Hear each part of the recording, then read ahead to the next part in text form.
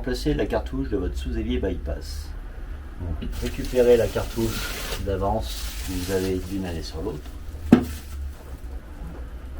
Prenez la clé et on peut basculer sur le bypass. Donc là, on a toujours de l'eau froide au robinet non filtrée. On prend notre petit vis, il faut un tournevis court pour pouvoir le passer sur la clé. Hop. Une éponge pour pas mettre de l'eau partout. Et on dévisse notre système. Voilà.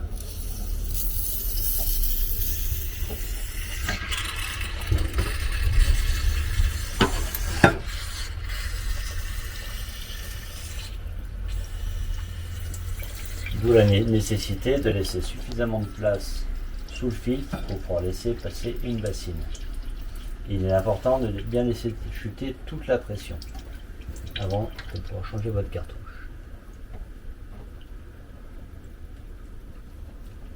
Voilà.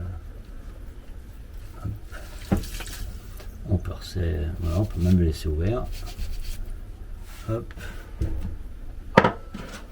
On prend notre clé. Donc il est important d'avoir mis le flexible à l'arrière pour pouvoir passer la clé facilement. Hop. Et on croise.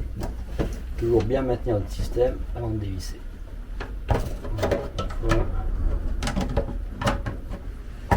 Deux fois. On dévisse. Donc bien maintenir la globalité. Hop. Voilà. On laisse tomber ça. On penche un petit peu. Hop. Et là, on vient vider le reste dans l'évier. Sans échapper les billes au fond du siphon. Donc on met ça devant. On mélange tout chaud.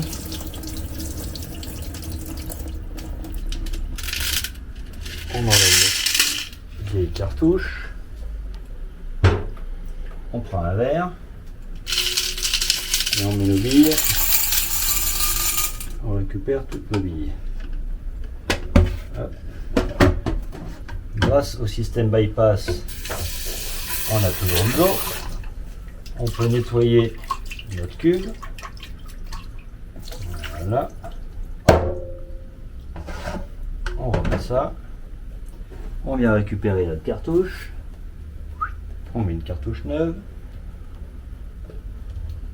Évitez donc, n'oubliez pas de bien vous laver les mains avant le remplacement des cartouches. On remet les billes à l'intérieur, donc évitez de se mettre près du siphon au cas où il y a une bille qui part. Et on répartit les billes tout le tour du système. Voilà. On relubrifie le joint avec de l'huile alimentaire, huile d'olive, une huile végétale, biologique si possible. Hop, et on vient replacer notre cartouche. Donc, il faut arriver à la centrer correctement, voilà. Et quand la cartouche est bien centrée, on voit ici que le joint est bien quasiment plaqué. Tant qu'on n'est pas comme ça, c'est que la cartouche est mal mise. Une fois qu'on est comme ça, on va revisser notre cartouche. On maintient. Hop. On resserre notre clé. Pareil, on maintient correctement notre filtre. On peut toujours garder l'étiquette devant avec l'étiquette pour la date et les cubages. Sans serrer trop fort. Donc notre vis de purge est toujours ouvert. On refait la mise en eau tout doucement.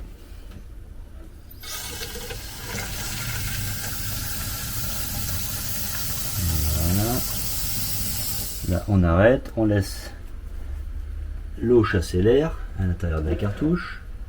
On ouvre tout doucement.